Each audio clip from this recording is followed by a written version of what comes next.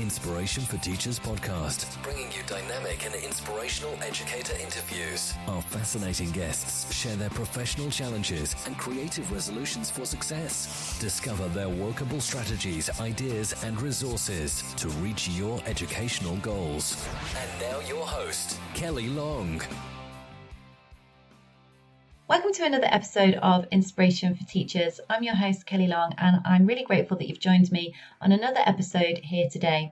As you know, we're in the Creativity and Innovation series. We're exploring everything to do with how we can get people to think independently, creatively, and ultimately try and combine and blend all those different curriculum pillars together so we can get really strong, independent learning students in our classrooms. And we're going into a variety of different topics throughout the series. So I'm really excited about this one that we have today with my guest today, Sarah Pavey. Hello, Sarah.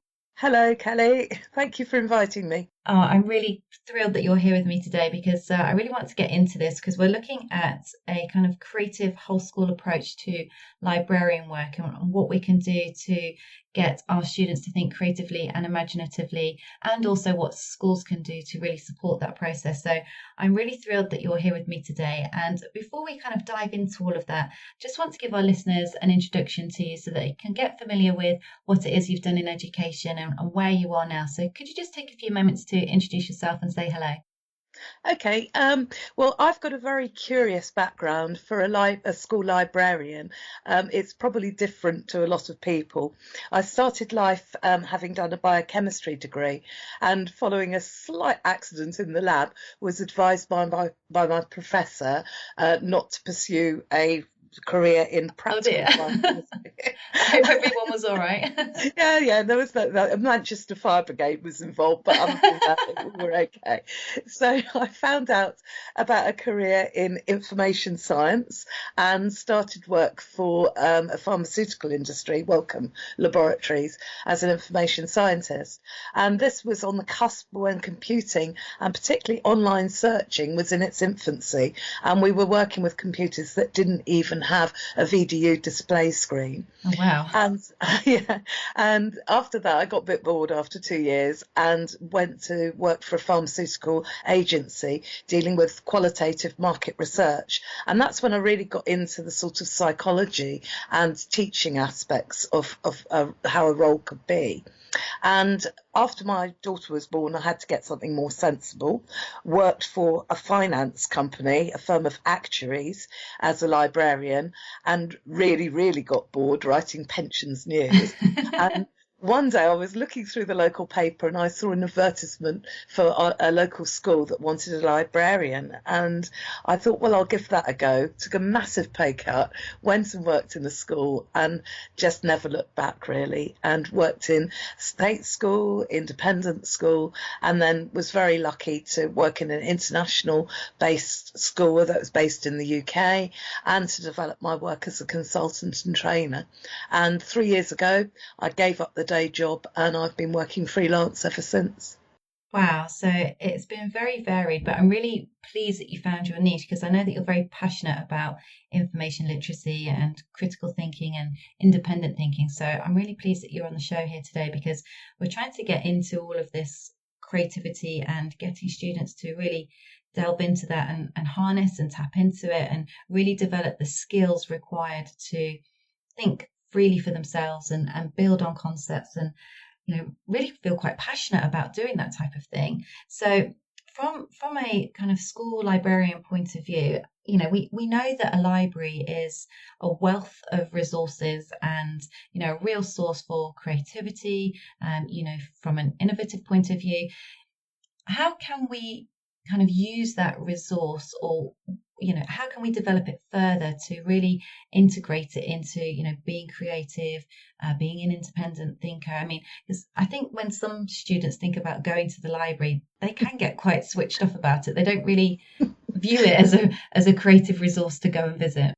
No, I think there's been a bit of a sea change recently. Certainly, when I first went in schools, it was very much seen as a cross-curricular resource, and we had a lot of autonomy to be able to make the space what we wanted.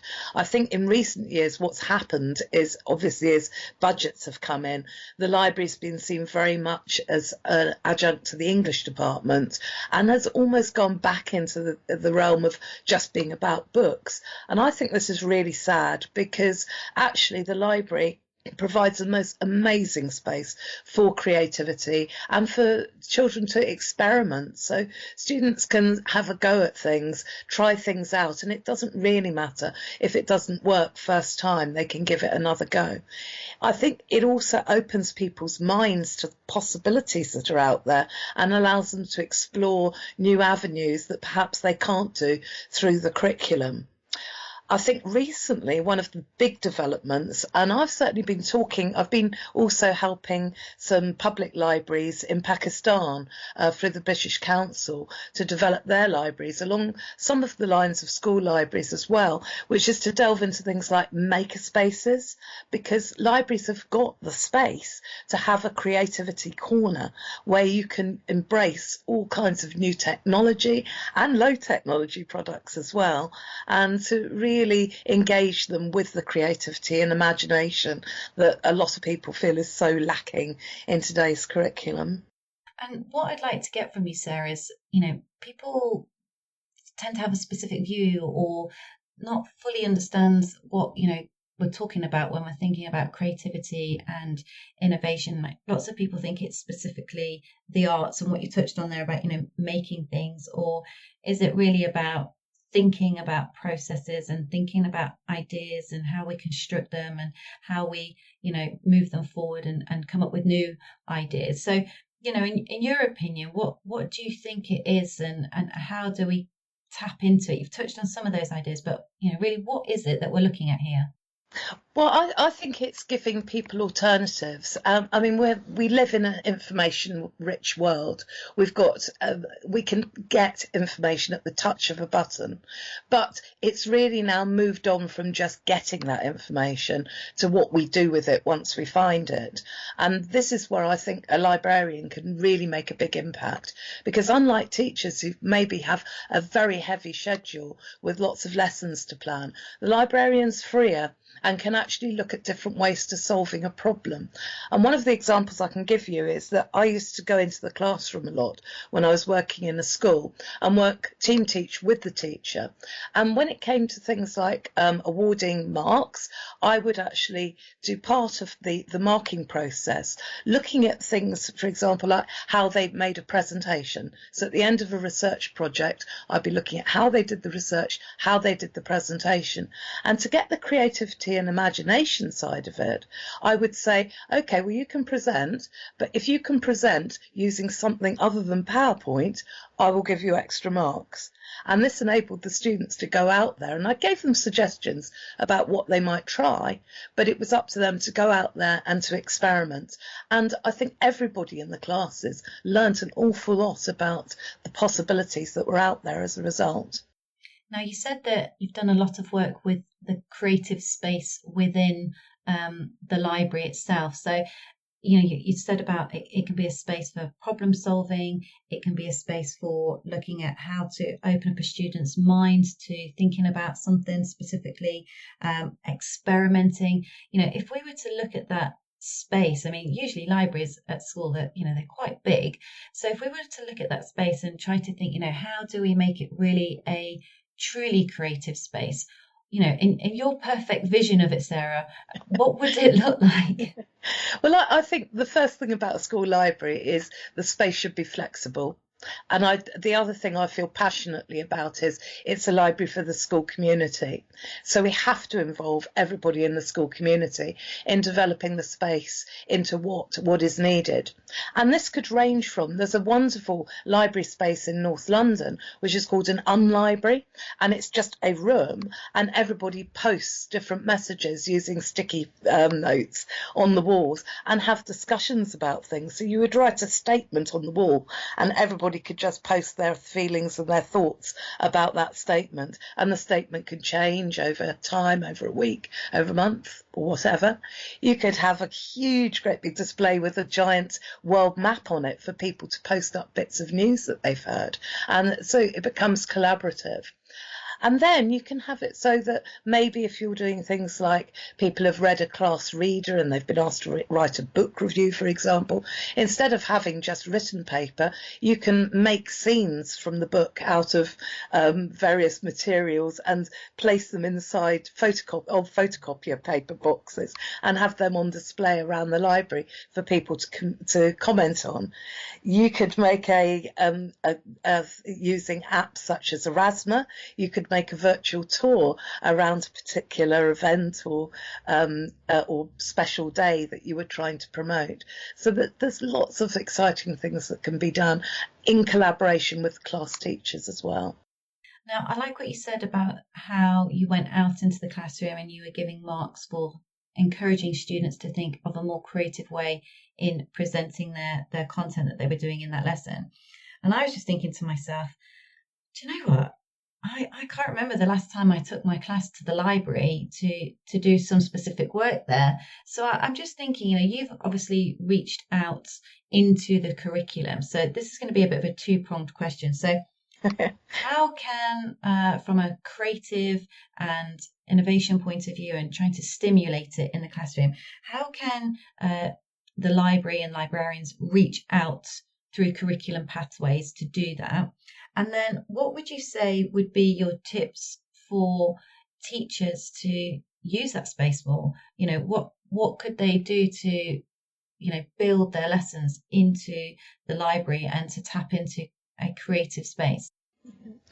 Well, when some time ago now, I wrote a paper which was about looking at the response of students when they were just brought to the library to do research in inverted commas, and the difference it made if the librarian actually started off maybe for just 5 minutes within the classroom before bringing them down to the library to do the physical research. And there's an enormous impact, because I think one of the difficulties with librarians is that they're generally positioned as being support staff and not teaching staff. And this is quite difficult because it's almost like being a nanny in an 18th century household where you're not quite with the gentry, but you're not quite below stairs. You're somewhere in the middle. And it's quite confusing for students because they don't know really how to react to you.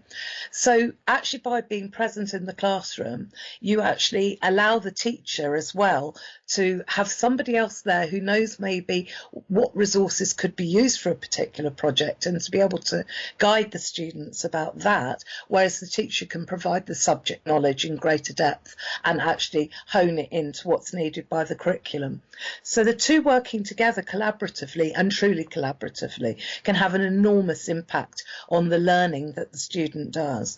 So I used to be quite naughty in that I used to have the photocopier in my library, which the staff used, and I would see what they were photocopying and say, oh, that looks interesting. Shall I come to your classroom and actually explain how to go about the research on that? So I was quite proactive, and then we gradually build up a relationship, and the students would get a lot more out of it. So it does require the librarian to know about the curriculum and to know what's going on. And from the teacher's point of view, it's really helpful if a teacher can give the librarian their schemes of work, include them on that, and think about where they could actually use them to enhance the learning.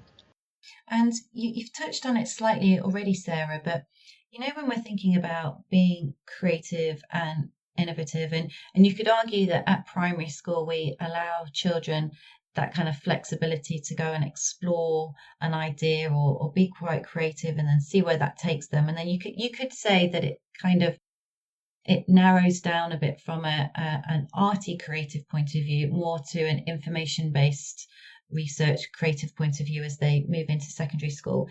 Have you seen any specific barriers that exist within a school environment or within the library itself that really stop children being kind of creative and self-directed and thinking for themselves? Well, I think, and I'm sure everybody would agree with this, that the curriculum is one of the biggest barriers to actually looking, more innovatively at the world around us. Obviously, we've got to stick to that. People have got to pass exams, and at the end of the day, the qualifications are going to be the thing that allows students to progress to higher education and beyond. And if you talk to university librarians, they rip their hair out because people don't know how to work independently when they get to higher education. And it's then very difficult to change students' viewpoints once they've been successful enough in their exams to get to that point.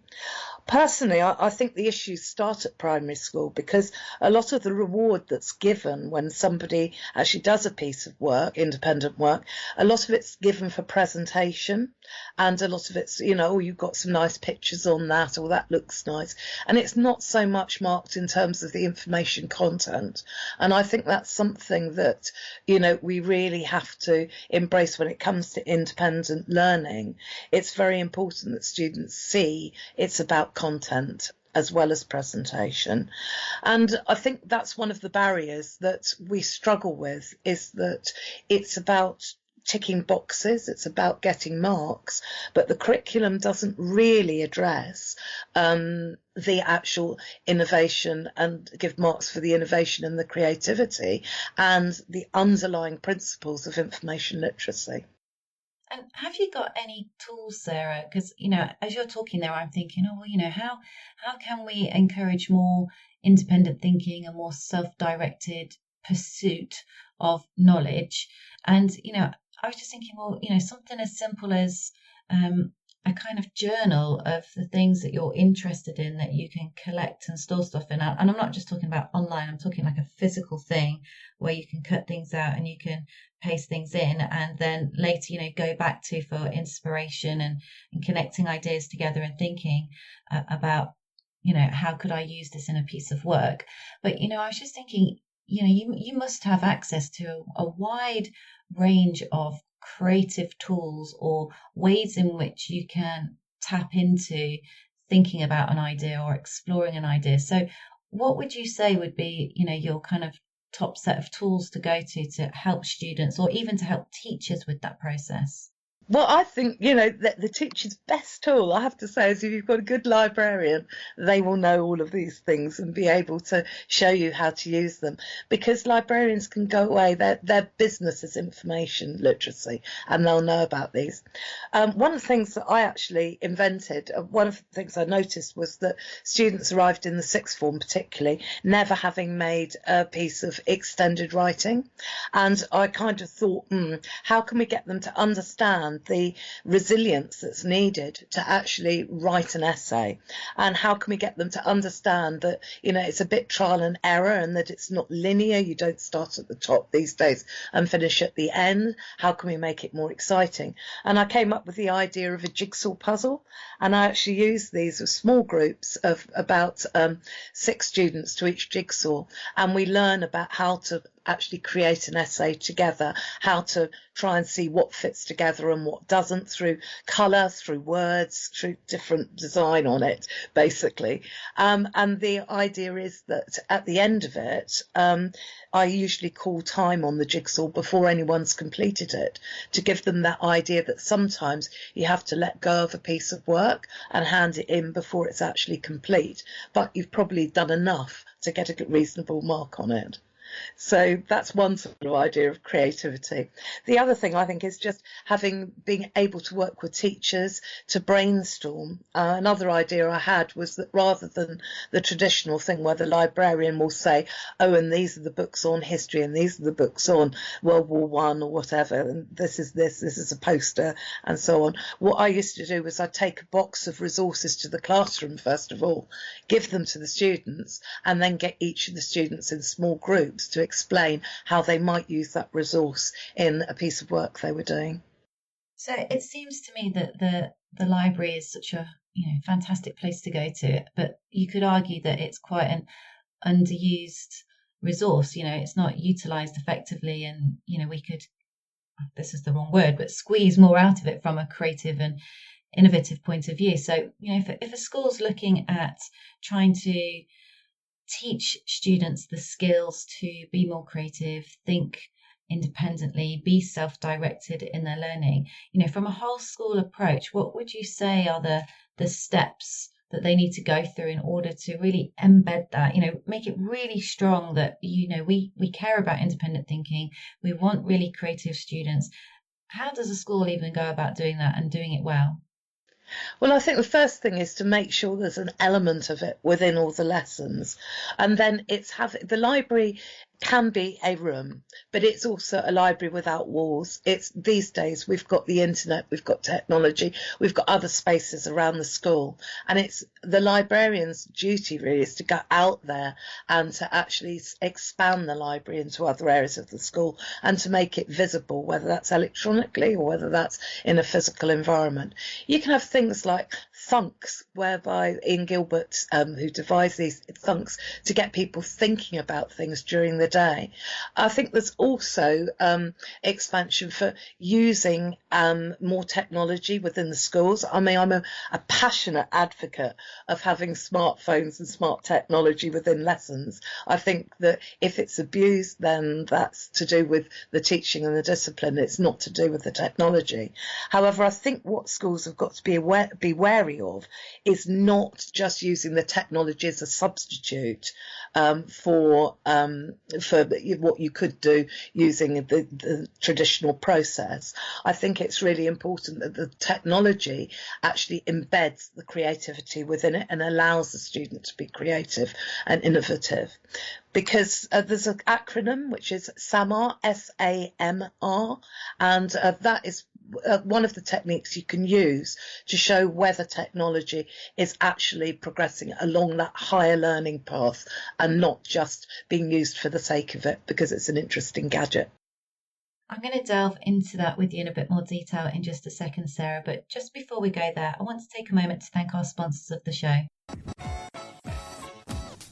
My Revision Pal is the online revision system for exam success. Many students struggle with revision, getting started, overcoming the mindset barriers, or even knowing what is an effective revision strategy. Students can learn how to pass their exams using My Revision Pal's online revision system.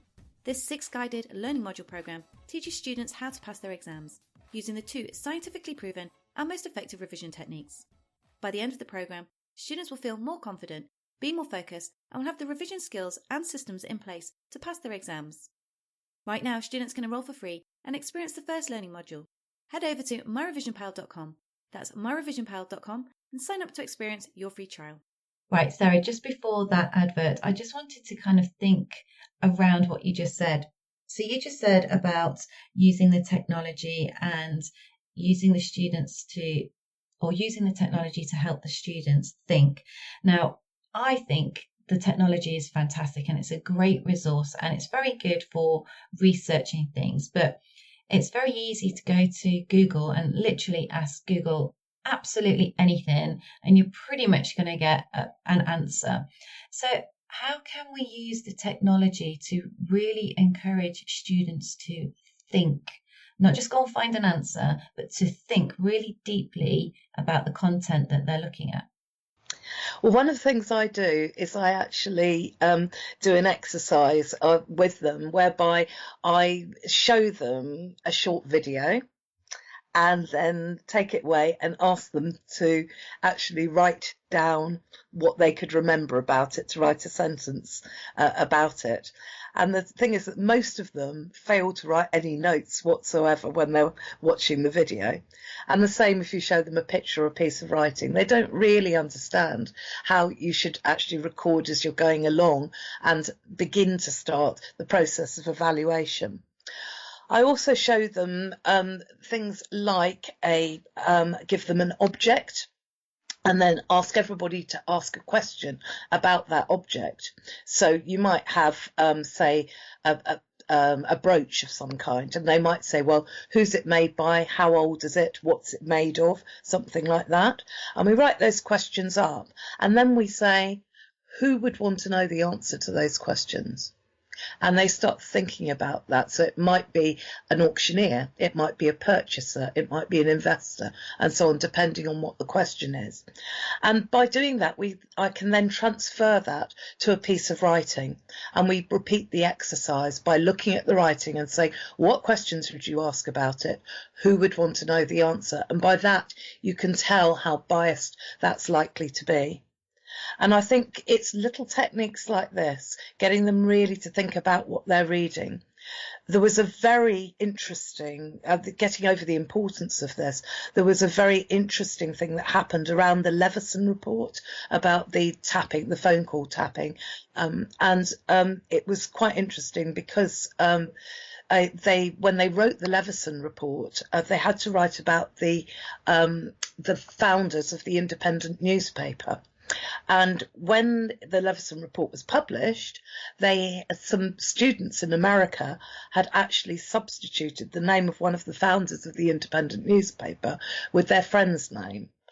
And the researcher for the Leveson report had gone to Wikipedia and had copy-pasted this into the Leveson report. So the name of the American student was in there. So you think, oh, that's just another Wikipedia story. Now, the twist of it is that when this was discovered and pointed out to Lord Leveson, they decided that they weren't going to change the information because it would take too much money. So it stays there. Now, okay, now we know all about that, but if we project ourselves 100 years into the future and somebody's writing their essay on the Leveson inquiry, are they going to question that?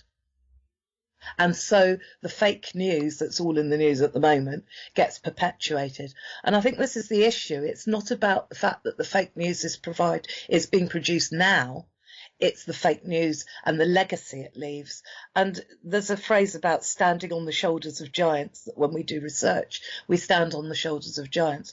My own feeling as a librarian and information professional is that these giants are getting very wobbly. Yeah. Well, it does make you question, from a historical point of view, what could in the past people not be bothered to change for a similar reason? It was too expensive or it's too embarrassing, and yet we're trusting it as fact because it's written down. Yeah. And I think this is the trouble, that I think a lot of students today just feel that is, if it's written, it must be true. Taking it at face value. Totally at face value. And also I do another little exercise where I show quotes and I ask them which of these quotes would they trust about a particular topic, and I deliberately show quotes that have been written by an authentic source so that they tend to go for those. And then actually with a very tiny bit of proper research you'll find out that they've been taken out of context and then they're not actually true. I mean, all of this, really getting students to think creatively and independently, it's really a lot of skills, isn't it? It's just giving them the right set of skills in order to, being able to competently go forward and do this. And you can do that in a variety of different ways. You can do it in the library and have the library reaching out and like you said, have the librarian go in and teaching these skills, or, a lot of what you've just said as examples, you can really embed that into your own teaching regularly and challenging students on that, because it's really getting them to think the why as to, the reason for it, getting them to think really challengingly about, why might this be and what could be the cause and how can we trust it. And I just wonder whether the exam curriculum will eventually change to take that into account, because the regurgitation of facts seems rather out of keeping with actually how we work these days. Yeah, the sad thing about it though, Sarah, is that somewhere it's probably too expensive to change the curriculum. As I always say, as soon as they make a change, the only people making money out of it are the textbook writers. Exactly.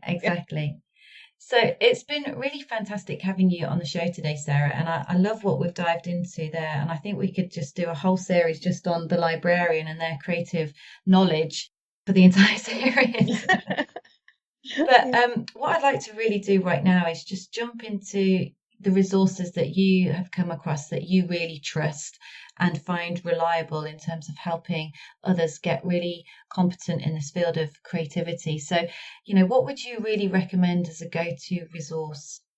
Well, I would say for teachers, actually, one of the resources that's out there, and it's free for state schools at the moment, is the British Council Connecting Classrooms programme.